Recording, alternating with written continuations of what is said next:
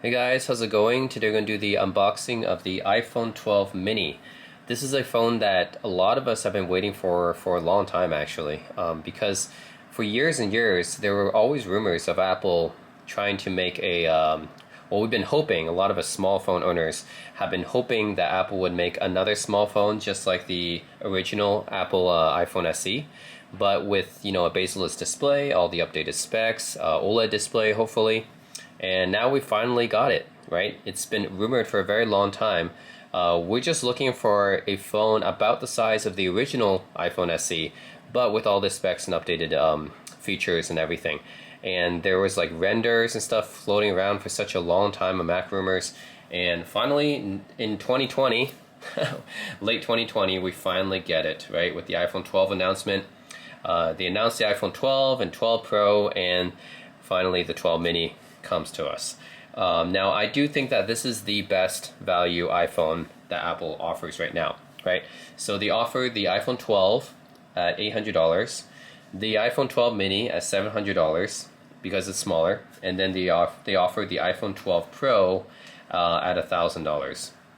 So I think out of all these devices, the iPhone 12 mini is the best value for sure, because think about it. The iPhone 12 has most of the features of the iPhone 12 Pro, except for that extra telephoto lens and some few minor like aesthetic things like the stainless steel and different colors and the lidar sensor or whatever. But I think those are all very minor features, and personally I wouldn't pay like $200 more to upgrade to the 12 Pro. Now if you're looking at the iPhone 12 mini, you're actually paying $300 more to upgrade to the 12 Pro. And this has the exact same specs as the iPhone 12 does, right?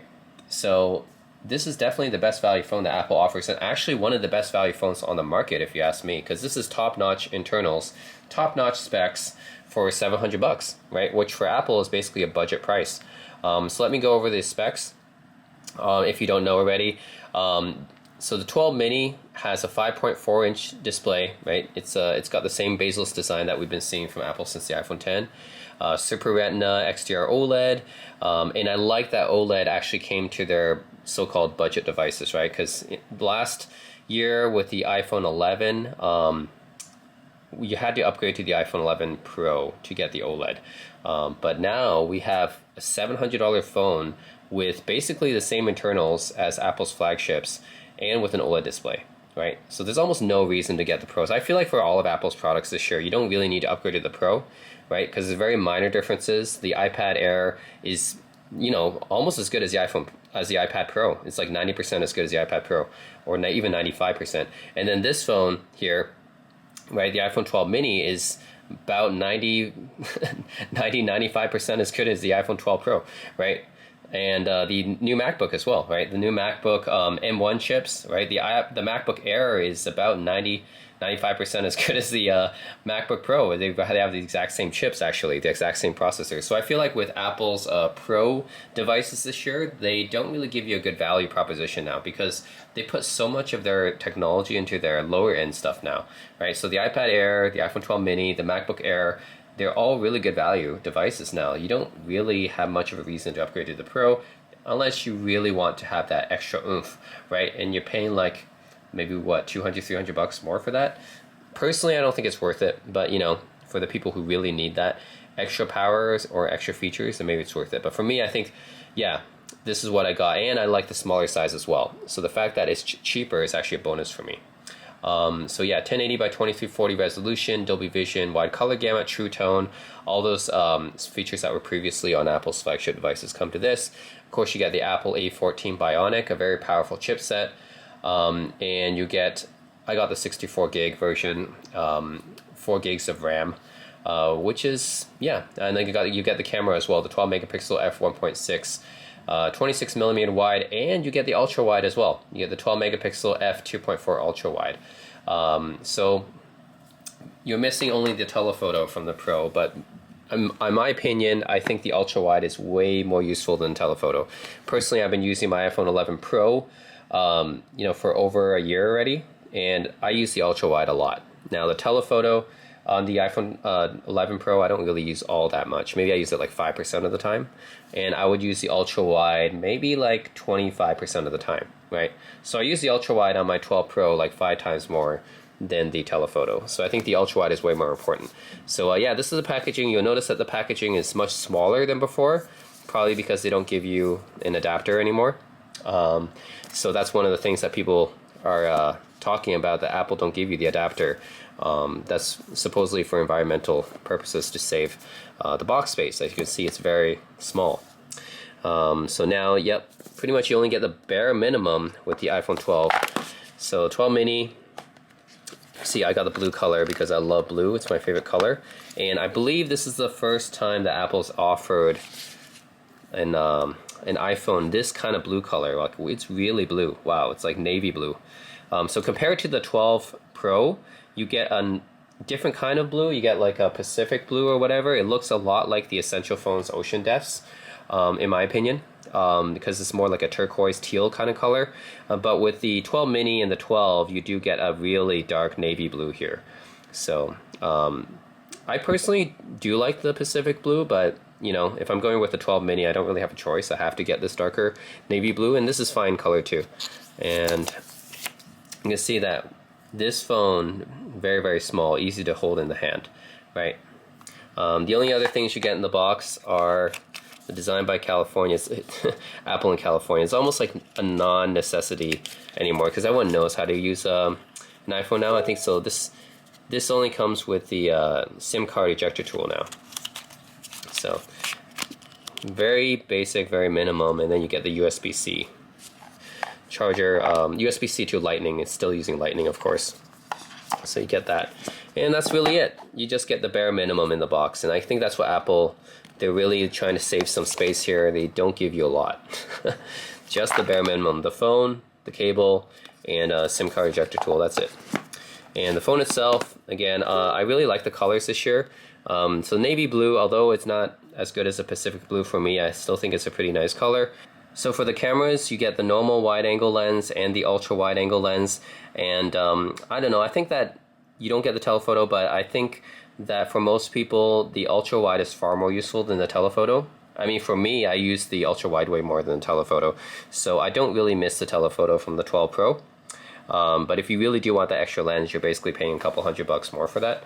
And then the colors as well, right? So this is maybe I like the Pacific blue color a little bit better for the 12 Pro, but it's not a bad color at all, right? It's still a pretty unique color as far as iPhones are concerned. I think that Apple's color selections for their iPhones this year are pretty nice, for both their 12 line and their 12 Pro line. So it's pretty nice, and you get nothing on the back. You used to have designed by Apple in California or something like that. You don't get anything on the back now. It's just nothing. You just get the Apple logo, that's it. I really wish they would put a fingerprint sensor on the Apple logo. That's personally something I would like to see, but you're still stuck with Face ID, which is honestly a little bit bothersome, because this year we all had to wear masks when we go outside because of COVID, right? And Face ID pretty much doesn't work when you have a mask. So yeah, every time I gotta use the pin. So yeah, it would be nice just to have a fingerprint sensor here, especially in the pandemic times, right? Other than that, I really like the design, right? It's an edge-to-edge display, pretty much bezel-less except for the notch right there, but that's the same as for most of the iPhones since the iPhone 10, but it's the first time that Apple's done this in a smaller form factor, right? Alright, so on the left side, you get the silent switch and the volume rockers, as you do on previous iPhones, and then on the right side, you get the power button. Then on the bottom, you get the lightning connector, of course. And I know that a lot of people are disappointed that Apple didn't switch the iPhone to USB-C like they have their other devices. I'm not quite sure why that is. So far, the iPhone is the only device that Apple makes left that still uses the lightning connector, right? The iPads, MacBooks have all switched to USB-C.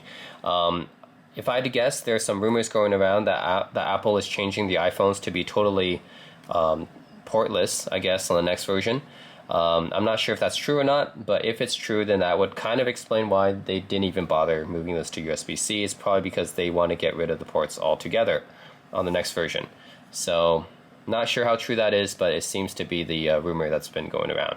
But yeah, guys, this is the iPhone 12 mini, and just to give you guys a size comparison, I know that a lot of people have been holding on to the original iPhone SEs because the new iPhone SE that came out this year, it was a lot bigger than I guess people expected. I mean, it's still small relatively.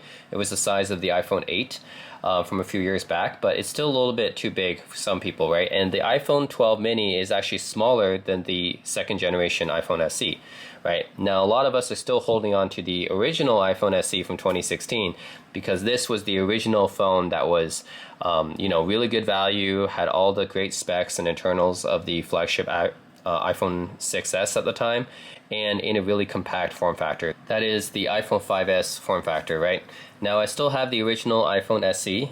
This is still, in my opinion, one of the best phones for this smaller form factor, right? So I did another video on the Sony Xperia XC1 Compact, which I said was probably the best small phone that you can get on the market, and that was like from a few years ago. In the new Sonys, they don't really make the compact form factor anymore, which is kind of a shame. I know there was the Sharp Acros R2 Compact as well, but those have around the same specs as the XC1 Compact and the XC2 Compact, and there wasn't really any good small phone, right? And the original SE was still the best for this size, right? So the XC1 Compact, XC2 Compact, Sharp Acros R2 Compact, they're all pretty good small phones, but all of them were slightly larger than the iPhone SE, of course. And here comes along the iPhone 12 mini, right? It just blows away. Previously, right, the XC1 Compact, XC2, Sharp Acros R2 Compact were the best small phones that you can buy on the market. This one just blows all of those small phones away because now Apple has retaken the crown of who makes the best small phone again, right? Thought it might be interesting to do a side-by-side comparison of the original iPhone SE and the iPhone 12 mini. Now I know that the iPhone 12 mini has better specs and internals and it's newer, but I thought it might be just interesting to see what's the similarities and differences between the two. Alright, so the original iPhone SE came out in 2016 as one of the best value phones on the market and the best small phone on the market for quite some time. Now the iPhone 12 mini is basically the same thing, but for this year it's one of the best value phones on the market and probably the best, yeah, actually it is the best small phone on the market, right, that you can get right now. So yeah, that's kind of similar in the sense that Apple came out with pretty much the best small phones on the market for people who love small phones like me. Alright, so the iPhone SE has a 4-inch IPS display. The iPhone 12 mini has a 5.4-inch OLED display. The iPhone SE has a physical home button with Touch ID, and the iPhone 12 mini has Face ID, but no physical buttons on the front display. Speakers wise, I don't actually remember, but I think the SE might only have a mono speaker because I remember I did a side-by-side comparison with my Sony Xperia XC1 Compact, and that one has stereo speakers and it was way louder. So if the SE has stereo speakers, it's definitely not very good stereo speakers, but I think it might only have a mono speaker. Now the iPhone 12 mini does have stereo speakers, so the speakers on the 12 mini are better. They both have lightning, so that part is actually the same, so nothing changed there. The iPhone SE has a headphone jack, and the iPhone 12 mini does not. So if headphone jack is important to you, well, none of the new iPhones are going to have that, and I don't think Apple's ever going to bring that back. So that's unfortunate, but you know, legacy-wise, you do get that with the old iPhone SE. Now, size-wise, the iPhone 12 mini is ever so slightly bigger than the SE, but not by much, right? You can see that the footprint here, the SE and the iPhone 12 mini, yeah. The 12 mini is ever so slightly bigger, but not by very much. They're pretty much the same thickness. They both have the silent switch right here in the same place, and the volume button is pretty much in the same place as well, except the iPhone SE has the smaller plus minus buttons, whereas the iPhone 12 mini had these more modern looking rectangular buttons for the volume rockers. And then the SIM card slot is on the left side on the 12 mini, whereas on the SE it's on the right side. And then you have the physical power button here on the right side of the 12 mini, and then the physical power button on the SE is actually on top. So this is maybe just a relic of a different time when Apple used to have all their power buttons on the top of the devices, but they've since changed that. So yeah, I mean, those are the similarities and differences between the two. And then obviously in the back here, you can tell that the cameras on the 12 mini are a lot better. It has an ultra wide lens in addition to the regular lens. Both of those lenses are going to be a lot better than the one on the SE, obviously. I do sort of like the design on the SE a little bit better still, though. You can tell that the iPhone SE has the name on it, whereas this one doesn't have any name. Like, you wouldn't even know that it's the iPhone 12 mini unless, you know, people actually saw the phone and they recognized it from what it is, right? But if someone never saw pictures of the iPhone 12 mini and for some reason they never went to an Apple website or something like that, then they wouldn't actually know because there's no name on here. Whereas the iPhone SE actually has a name. It has designed by Apple in California, all this stuff on it, the FCC stuff on it. iPhone 12 mini just doesn't have anything on the back. And then the Apple logo is higher up on the SE. It's right in the middle of the 12 mini. So I've noticed that they moved the location of the Apple logo in recent phones as well. And yeah, I still do like the SE's design somewhat. I think it's a pretty unique design. Still prefer the smaller iPhone 5S design in some ways. But otherwise, yeah, going back to the rectangular form factor is pretty cool as well, that Apple did that, because I never really enjoyed the curved form factor that the iPhone 7 brought in. Yeah, I actually always kind of preferred this rectangular form factor. I think the iPhone 6 probably brought that form factor in. But I actually prefer the rectangular form factor. I always have. I even like the iPhone 4S. The iPhone 4 and 4S actually had really nice designs as well. And with glass back and everything, kind of wish they would bring that back. And both of these have aluminum frames, by the way. So not stainless steel like the 12 Pro and the 11 Pro. They have aluminum frames. But otherwise, yeah, that's about it. And I do miss the fact that Touch ID is on the iPhone SE. I wish that they would bring Touch ID to the new iPhones as well. Just put it on the back somewhere, you know, if you don't want to ruin the bezel-less display.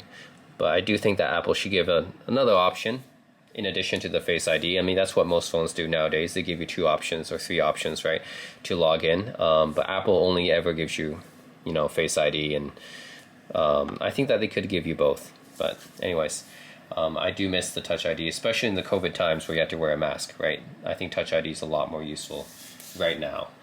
A lot of people I know are still holding on to the original iPhone SEs because it's such a small, portable, compact form factor, right? And at the time it came out, it was the best value phone on the market. It was really cheap. I think it was like $400 or something when it came out, right? Very, very cheap. Had the same internals as the 6S, and it's a very small, compact form factor, right? The iPhone 5S form factor that a lot of people like, the rectangular shape. Now we have the iPhone 12 mini that finally we can probably replace our original iPhone SEs with, because the second generation iPhone SE wasn't really a replacement, right? It was, I mean, it's small, but it's not the same form factor that we expected. But now the 12 mini comes out, and I do think that this is the iPhone SE replacement, right? And we can also compare it to the iPhone 11 Pro that I've been using for the past year. And you can see just how the size stacks up against each other. So the original iPhone SE from 2016, then you have the iPhone 12 mini, and then you have the iPhone 11 Pro. And you can see, for me, the iPhone 11 Pro is not too big. Obviously, I still prefer smaller phones, but it's probably any bigger than the 12 Pro, and it starts to feel a little bit uncomfortable for me, right? This is about the same size as my Google Pixel 2, which I used for a long time too, and still actually the same size as my Google Pixel 4a, right? It's about the same size as my 4a. So yeah, the Google Pixel 4a, iPhone 11 Pro is probably the max size that I would go without feeling like too awkward and uncomfortable. And this one is also different design as well, as using the rounded design, which I personally like the rectangular design. I know a lot of people still like the rectangular design. So I will be switching to the iPhone 12 mini as my main phone now. And I know that's kind of actually a downgrade because the 11 Pro still has the telephoto lens, right? But I don't really use the telephoto that much, and I think I'd much rather just have the smaller size of the iPhone 12 mini. I think that's going to be a better use for me.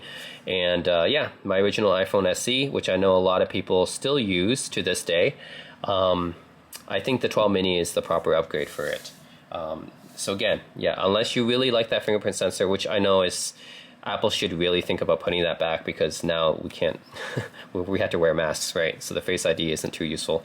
And the headphone jack, which I know a lot of people still miss. But if you don't mind those things, then the iPhone 12 mini is basically the way to go, just a better upgrade in almost every way. And oh yeah, the iPhone 12 mini does have wireless charging. That's something that the original iPhone SE doesn't have, obviously. So there's another advantage for the 12 mini. And I also have to note that none of the iPhone 12s have the high refresh rate, right? So I know a lot of competing Android phones have the 120 hertz or a really high refresh rate. That's something that is not on the 12 mini, but it's not on the 12 Pro either.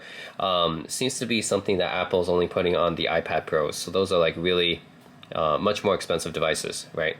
So I don't know why they didn't put it on the 12 Pro. Seems to make sense to me to put it on their Pro devices, but I don't know. Anyways, that was Apple's call. I mean, it's okay that the 12 mini doesn't have it because it's a cheaper one, but I would think that they would put it on the 12 Pro, right?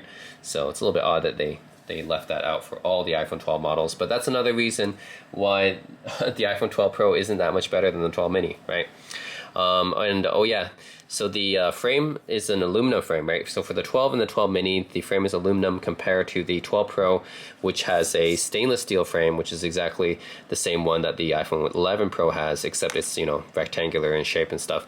So, you know, after handling the 11 Pro for such a long time, I do appreciate the stainless steel frame, because I do feel like it is maybe a little bit more durable, because I've dropped the 11 Pro a few times and it's never had any scratches on the frames or anything like that. I mean, just look at the back, right? I've dropped this phone like, I don't know how many times, a lot.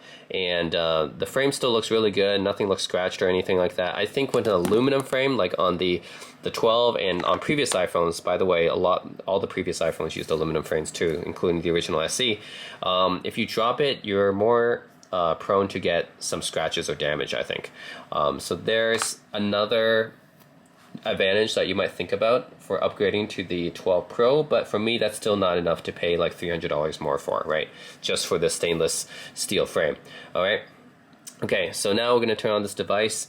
Again, there is no fingerprint sensor, so it is just using a face unlock, but I mean, nothing really much to say about here. This is iOS, right? It's the latest iOS, and anyone who's handled the latest iPhones, you can obviously see what iOS does, so I don't need to explain too much about it, but it does look really cool, right? I mean, the fact that it's such a small bezel-less phone, you get that full screen in front of you.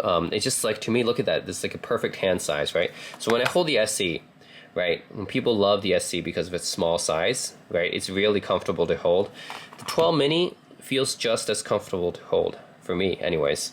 So I think there's no loss there. It doesn't feel like I'm holding anything substantially bigger, even though it is slightly bigger, but to me this is very, very comfortable to hold. Whereas I can say that for my 11 Pro, this one's getting a little bit uncomfortable. It's just on the edge of uncomfortable. I think if this was any bigger, it would just be, yeah, like I probably wouldn't want to hold it. This is probably just right on the limit of what I would consider to be comfortable. And then I have to stretch my hand all the way.